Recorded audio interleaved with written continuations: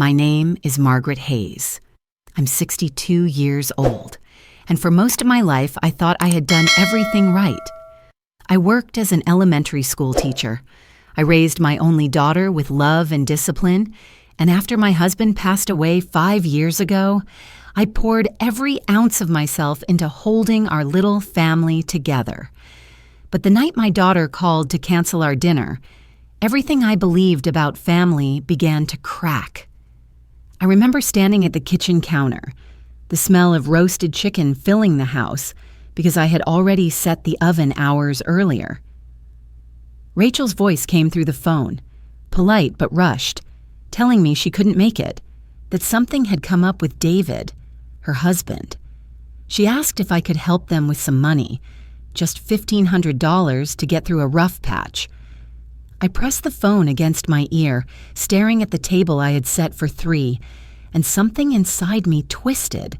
It wasn't the first time she had asked for money, but the way she brushed off our plans left me with a pit in my stomach, a pit that whispered, "She's hiding something." That whisper grew into a roar only a few hours later. I was driving back from the grocery store when I passed the big Italian restaurant on Main Street. Through the wide glass windows, I saw Rachel, my Rachel, dressed in a silk blouse I had never seen before, her hand curled around a champagne flute. David sat beside her, smiling wide, and across the table were his parents, all of them laughing, raising their glasses in a toast. My daughter tilted her head back and clinked her glass, her eyes sparkling under the lights. Not once did she glance toward the empty seat I had saved for her at home. I froze at the wheel, my heart thudding so hard it hurt. The money she had asked for, the dinner she had canceled, the distance I had felt growing between us, it all collided in that single image of her celebrating with another family. Betrayal doesn't always come like a storm. Sometimes it seeps in quietly until it burns you alive. That night, I knew something was terribly wrong, and I swore to myself I would find out just how deep the lies went. When I came back from Franco's that night, the roasted chicken still sat in the oven, untouched. The table was set for 3, candles waiting to be lit, silverware lined the way my husband used to like it. Now it looked ridiculous, a performance staged for ghosts. I stood there for a long time, staring at the empty chairs, listening to the hum of the refrigerator, feeling the silence thicken until it pressed against my skin. I carried the chicken to the counter, slid it into the fridge, and began clearing the plates I had set. Each one felt heavy, as if my hands carried more than porcelain. Anger and sadness tangled inside me, fighting for air. I tried to remind myself that Rachel had always been my girl, the one I raised with care after her father died, the one who used to laugh while setting the forks on the wrong side of the plate just to tease me. But that image of her smiling with David's parents under the glow of Franco's lights refused to leave my mind. It gnawed at me like a splinter I couldn't pull out. The night stretched on in fragments. I washed dishes I didn't need to wash, brewed tea I didn't drink, wandered through rooms filled with memories I suddenly couldn't bear to touch. I thought of my husband's voice, weak but steady before he passed, telling me, "Promise me you'll keep the house." It's her future. Maggie. It's our legacy. I had promised, and I had believed Rachel would one day be the one to cherish it. By morning, my eyes were raw from crying. I sat at the kitchen window with a cup of coffee, staring at the pale light spilling across the yard. Maybe I was being paranoid. Maybe Rachel had her reasons. That's what I told myself. But the whisper in my chest wouldn't quiet. She's lying to you. Later that afternoon, she stopped by. She breezed in with her phone buzzing in her hand, kissed my cheek quickly, and sat at the table. "Mom," she said, "about that money. Can you have it ready soon? Just $1,500. David's working on a deal. Once it closes, we'll pay you right back." Her voice was smooth, but her eyes darted, restless. I searched her face, every flicker of expression, every pause in her breath. I wanted to believe her. I wanted to see the girl who once begged me to braid her hair before school, who used to curl up on the couch beside me during storms. But all I saw was distance, a wall I hadn't built. "Is everything really okay?" I asked softly. "You'd tell me if it wasn't, wouldn't you?" She forced a quick smile. "Of course. Mom, trust me." Those words struck like stones. I watched her leave, her car pulling away from the driveway, and I felt the ground shifting under my feet. I whispered into the quiet house, "If you're lying to me, I'll find out." And I knew then this was only the beginning. 2 mornings later, I was pruning the roses by the fence when Mrs. Clark, my neighbor, walked by with her terrier. She paused, smiling the way she always did when she had news to share. "Saw Rachel and David at Franco's the other night," she said cheerfully. "They were buying champagne. Looked like a big family celebration. Everyone was dressed up. You must be so proud." She tugged her dog along, leaving me frozen with the shears in my hand. My chest tightened. Champagne, celebration, family. She hadn't just canceled on me. She had replaced me. That pit in my stomach grew deeper, heavy with betrayal. That evening, I called Eleanor. She had been my anchor through the hardest years, and I trusted her more than anyone left in my life. I told her everything, the canceled dinner, the request for money, and now Mrs. Clark's story. Silence hung on the line before she said, "Maggie, if you want the truth, we'll get it, but you need to be ready for what we might find." The next night, Eleanor and I parked down the block from Franco's. My heart raced as we slipped inside, choosing a booth tucked behind a tall plant. The smell of garlic and fresh bread filled the air, but my appetite was gone. I scanned the room until I spotted them, Rachel and David at a long table, flanked by David's parents. A bottle of champagne glistened in ice, their glasses lifted high. Rachel leaned close to her mother-in-law, laughing with ease, her hand resting on David's arm. My throat ached as I watched her smile in ways she hadn't smiled with me in years. She looked at home, like she belonged to their world instead of mine. The waiter refilled their glasses, and David's father chuckled loudly. "At least you don't have to worry about Margaret dragging you down. She wouldn't know a good investment if it smacked her in the face." Rachel covered her mouth, laughing. She didn't defend me. She didn't even flinch. Eleanor's hand found mine under the table. "You hear that?" she whispered. I nodded. Though my eyes burned with tears, I refused to shed. I wanted to stand, to shout across the room, to demand how my own daughter could sit there and let them spit on my name. But I stayed still. I knew anger would give them power. Proof would strip it away. As dessert arrived at their table, I slid out of the booth quietly, my body trembling with rage and sorrow. I leaned toward Eleanor and whispered, "This isn't just a lie. This is something deeper." Eleanor nodded firmly. "Then we dig." And as I walked out into the cool night air, I knew I could no longer ignore the truth. My daughter was not just drifting away. She was hiding something that could destroy me if I didn't uncover it first. The morning after we left Franco's, I sat at the kitchen table surrounded by unopened mail. My coffee went cold while I stared at the mortgage folder my husband and I had once signed with pride. His handwriting was still there, steady blue ink across the page, and it brought back his final words to me. "Promise me you'll keep the house. Maggie, it's ours. It's Rachel's, too." I had given him that promise. Now it felt like Rachel was tearing it to pieces. Eleanor arrived mid-morning, her leather notebook tucked under her arm. She didn't waste time with comfort. "Maggie, if David's pulling strings, we need to know exactly what you've signed. Anything, big or small. My hands shook as I opened the sideboard drawer. From a stack of envelopes and folders, I pulled out one marked retirement investment. I remembered Rachel handing it to me one afternoon, urging me to sign so she and David could set me up for the future. She had kissed my cheek, thanked me, and left before I'd even skimmed the fine print. Eleanor read it quickly, her brow furrowing. "This isn't an investment plan, it's a power of attorney. Do you see this?" She pointed to the bottom line.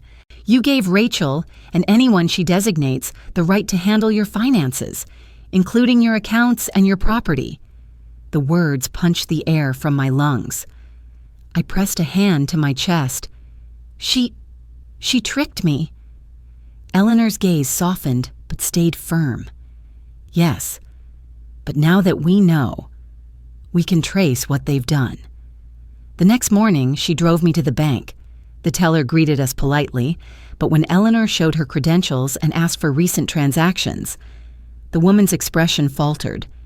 "There was a $50,000 withdrawal last month," she said quietly, sliding the form across the counter. My name was there at the bottom, but I knew my handwriting. This was not mine.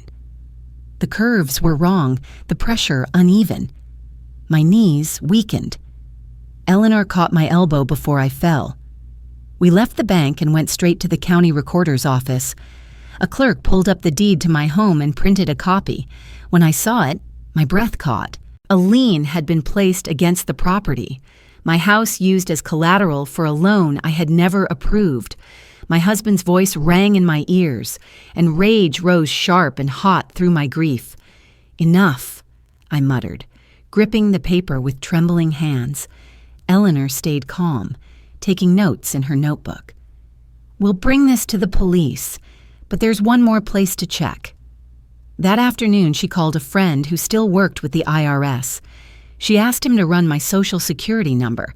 The silence on the other end told me everything before he even spoke. Multiple suspicious filings, deductions I never claimed, refunds I had never received, all in my name. I stared down at the stack of papers in my lap. Betrayal by a stranger is one kind of wound. Betrayal by your own child is another entirely, one that bleeds into every memory you once held dear. I thought of Rachel in her cap and gown, Rachel walking down the aisle in her wedding dress, Rachel laughing with me over burnt cookies in our old kitchen. All of it soured now, eclipsed by signatures I never signed and lies I never imagined. But through the ache, something hardened inside me. They thought I was too old, too weak to fight. They thought I would accept whatever scraps of love they offered. They were wrong.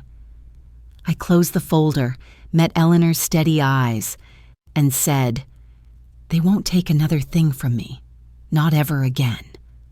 For the next few days, I wandered my house like a stranger. Every corner carried his memory, my husband's boots still tucked in the closet, the dent in his favorite armchair, the porch swing he'd built with his own hands. I used to find comfort in those things. Now they reminded me of the promise I was breaking.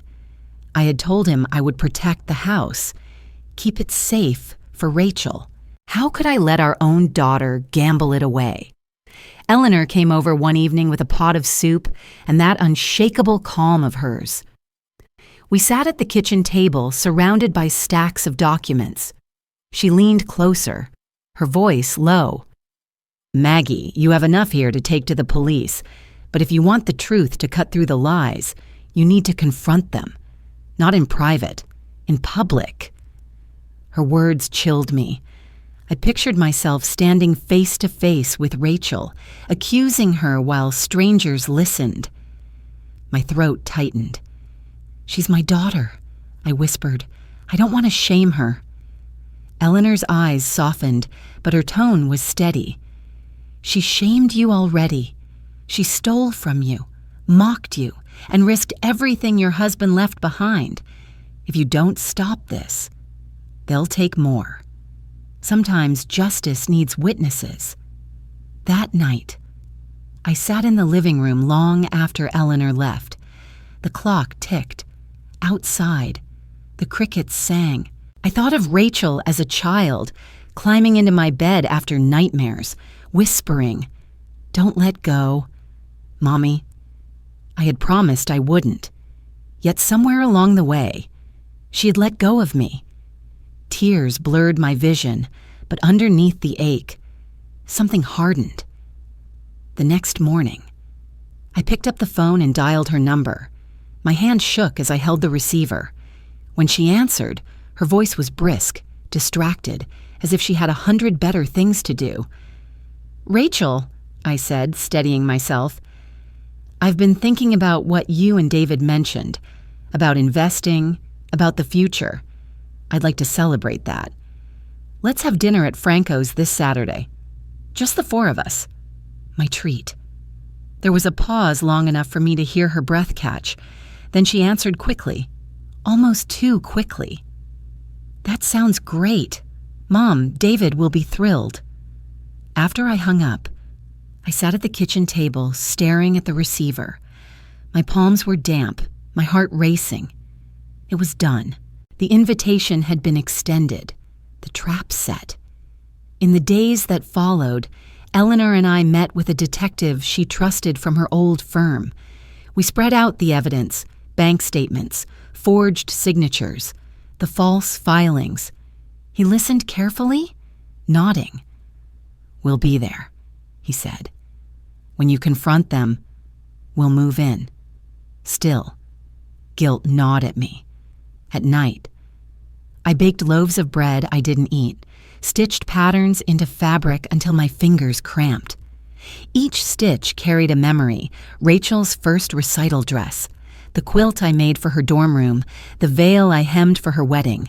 Every memory now felt like a thread unraveling, and I knew I was about to cut it completely. On Saturday evening, I stood before the mirror, fastening a necklace my husband had given me years ago. My reflection looked older, more tired, but steadier too. For the first time in years, I didn't just see a widow or a mother. I saw a woman ready to fight for what was hers. I whispered to the mirror, "This ends tonight." Then I picked up my purse, heavy with evidence, and walked out into the waiting night. Saturday evening, Franco's was alive with the clatter of silverware and the low hum of laughter. My heart pounded as I followed the hostess to a table near the center of the room. The folder inside my purse felt heavy as stone against my leg. I smoothed the front of my dress, trying to appear calm, though every nerve inside me was trembling. Eleanor caught my eye from across the room and gave the smallest nod. Rachel and David arrived late, radiating the confidence of people who believed the world revolved around them. Rachel kissed my cheek quickly, her perfume sharp, and sat across from me. David clasped my hand with a grin that never reached his eyes. "So glad you suggested this. Margaret," he said, "we've been meaning to celebrate." The waiter poured wine. Conversation floated around us, but my ears rang with the roar of my own pulse. I let them talk, about business contacts, about new plans, as if nothing was wrong. I smiled when Rachel spoke, but inside I counted the minutes, waiting for the moment to strike. When our entrees were served, I set my fork down. My voice was steady, though my chest ached. "Rachel," I said, "do you remember when your father and I bought the house? How proud he was, how we promised to keep it safe for you." Her fork paused halfway to her lips. "Of course. Mom," she said quickly. I leaned forward. "Then explain this." I pulled the folder from my purse and opened it across the table. Forged signatures, bank withdrawals, the lien on the house, all laid bare under the glow of the candlelight. Rachel's eyes widened, her face drained of color. David reached for the papers, his smile gone. "Now, hold on, this is a mistake. You must have signed those yourself." "No," I said, my voice firm. "I didn't, but you did. Both of you." The table beside us fell silent. their forks frozen in midair. Murmurs rippled outward, the entire room shifting its gaze toward us. Rachel stammered, "Mom, please, let's talk about this." But before she could finish, two plainclothes detectives stepped forward, badges flashing in the soft light. "Rachel Carter, David Carter, you're under arrest for fraud and forgery." The restaurant erupted in gasps. Chairs scraped as diners craned their necks. David leapt up, shouting, "This is ridiculous. She's confused. She doesn't know what she's talking about." His words grew shrill as the officers gripped his arms. Rachel's face twisted in panic. "David, tell them it was your idea." His expression snapped into fury. "Don't you dare. You begged me to do it. You wanted the money." Their voices clashed, accusations flying back and forth while the handcuffs clicked into place. I sat frozen, tears stinging my eyes, watching the little girl I once cradled dragged past whispering strangers. Yet beneath the grief, I felt a calm settle over me. For months, I had carried the weight of betrayal. Tonight, that weight began to lift.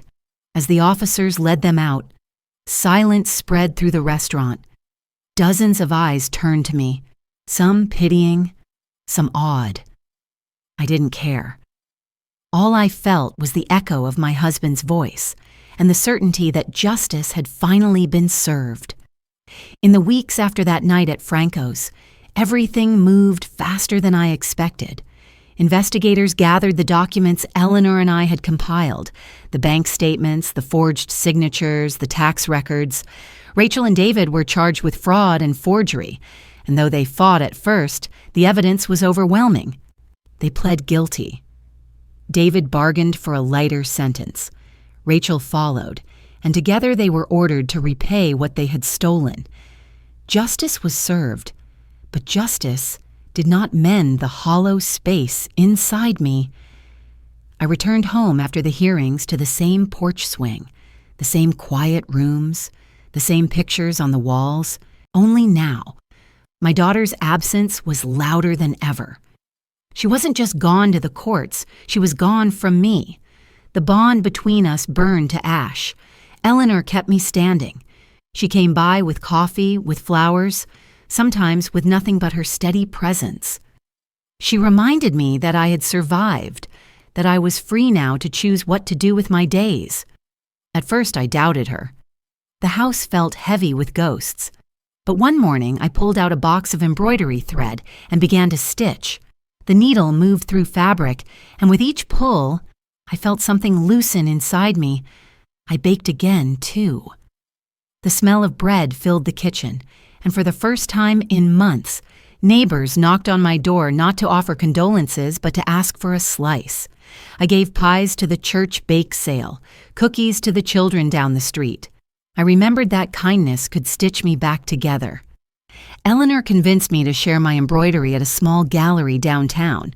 To my surprise, the pieces sold. A collector bought an entire set. I didn't care about the money, but holding that check in my hands reminded me of a dream my husband and I once whispered about, to see the Grand Canyon together. So I went.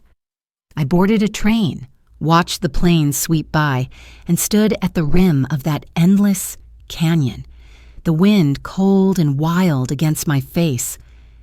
I whispered his name into the vast silence and felt, for the first time, that I had kept my promise. The house was still mine. My dignity was intact. My spirit had survived. I don't know if Rachel and I will ever find our way back. Maybe one day. Maybe not. But I've learned something I will never forget. Family isn't always bound by blood. Sometimes it's the ones who stand beside you, who lift you when betrayal knocks you down. One evening, Eleanor and I sat on the porch watching the sky fade to gold. I squeezed her hand and whispered, "I lost a daughter, but I found myself again. And this time, I truly believed it." Thank you for watching. If you enjoy these family drama and revenge stories, please subscribe and join me for more every day.